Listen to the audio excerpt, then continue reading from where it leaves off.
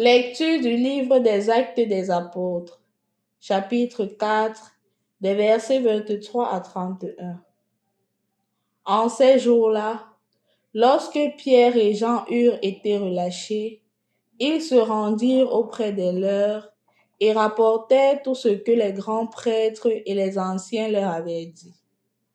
Après avoir écouté, tous d'un même cœur élevèrent leur voix vers Dieu en disant: Maître, toi tu as fait le ciel et la terre, et la mer et tout ce qu'il renferme. Par l'Esprit Saint, tu as mis dans la bouche de notre Père David, ton serviteur, les paroles que voici. Pourquoi ce tumulte des nations, ce vain murmure des peuples? Les rois de la terre se sont dressés, les chefs se sont ligués entre eux contre le Seigneur et contre son Christ.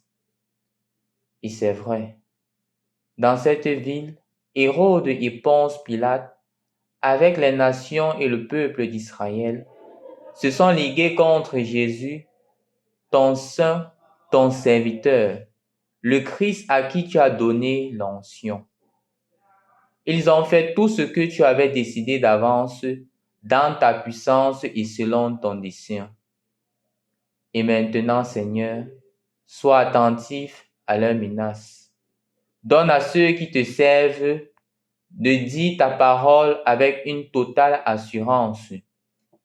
Étends donc ta main pour que se produisent guérison, signes et prodiges, par le nom de Jésus ton Saint, ton serviteur. Quand ils eurent fini de prier, le lieu où ils étaient réunis se mit à trembler. Ils furent tous remplis du Saint-Esprit et ils disaient la parole de Dieu avec assurance. Au nom du Père et du Fils et du Saint-Esprit. Amen. Loué soit Jésus-Christ. Dans le livre des Actes des Apôtres que nous venons d'écouter, plusieurs choses attirent notre attention. Mais je voudrais l'orienter sur la famille, sur la vie en équipe, sur la vie professionnelle et même sur le vivre ensemble. En effet, chers frères et sœurs dans le Christ, nous nous rendons compte dans la première lecture que nous venons d'écouter que lorsque les apôtres Jean et Pierre furent relâchés, ils rentrent et ils racontent tout l'événement à la communauté. Ils racontent comment est-ce que le Seigneur a agi dans leur vie. Ils expliquent tout cela à la communauté. La communauté étant au courant de ce qui se passe, ils se mettent tous ensemble à prier. Priant, le pouvoir de la prière se manifeste au point où l'endroit se met à trembler. L'endroit se mettant à trembler, chacun est rempli de l'Esprit Saint et étant rempli de l'Esprit Saint, ils annoncent davantage la parole avec une plus grande conviction. Je voudrais m'atteler dessus parce que parfois, on se dit que l'expérience mystique, l'expérience de l'amour de Dieu doit être une expérience tout à fait personnelle, tout à fait privée. Et on ne partage pas cette expérience avec les autres. Ne partageant pas, on ne devient pas des évangélisateurs. Ne devenant donc pas des évangélisateurs, parfois on construit des communautés qui sont des enfers sur terre. Remarquez très bien dans l'évangile d'aujourd'hui. La communauté se met à prier parce qu'elle a eu la grâce de savoir ce que le Seigneur a fait dans leurs frères et sœurs. Sachant ce que le Seigneur a fait, ils sont capables de se sentir partie prenante du plan de Dieu. Si les apôtres se disaient en eux-mêmes, Pierre et Jean, que non, c'est notre affaire personnelle, ne disons à personne, la communauté ne devait pas être au courant de ce qui s'est passé. Je voudrais donc aujourd'hui t'inviter, mon frère, ma sœur, de partager ton expérience de Dieu avec tes frères et sœurs. Partage cette expérience de Dieu. Quand le Seigneur a manifesté quelque chose dans ta vie, n'aie pas honte, n'aie pas peur de dire que voici ce que le Seigneur a fait dans ma vie. J'ai vraiment aimé cette expérience quand j'étais aux Philippines parce que je faisais aussi le renouveau charismatique. Faisant le renouveau charismatique, il y avait le moment des témoignages qui était un moment fort.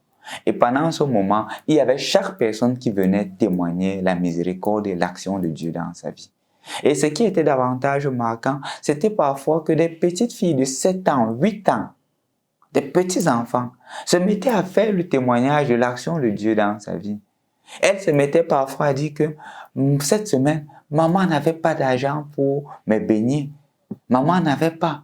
Mais subitement, il y a un oncle qui est arrivé et cet oncle nous a donné tel montant. Nous donnant ce montant-là, j'ai pu avoir l'argent de baigner pour cette semaine et je rends grâce à Dieu. C'est ça un témoignage. Le témoignage n'est pas toujours ce qui sort de l'ordinaire. C'est la capacité de voir la main de Dieu présente. Et cette capacité de partager avec les autres, tes frères et sœurs humains, tes frères et sœurs chrétiens, comment est-ce que le Seigneur se manifeste. Et ainsi, tu verras petit à petit que cette expérience-là, non seulement te transformera, mais transformera aussi ton milieu, parce que les autres seront aussi capables de voir comment est-ce que le Seigneur se manifeste dans leur vie. Parfois, on est incapable de voir. Et parfois, on a besoin de personnes qui fassent preuve de témoignage de l'amour de Dieu pour pouvoir être capable de voir aussi l'action de Dieu dans notre vie. Je t'invite donc aujourd'hui d'aller toi aussi en mission, de partager l'amour de Dieu. Et tu verras qu'en partageant l'amour de Dieu, la prière surgira de ton cœur.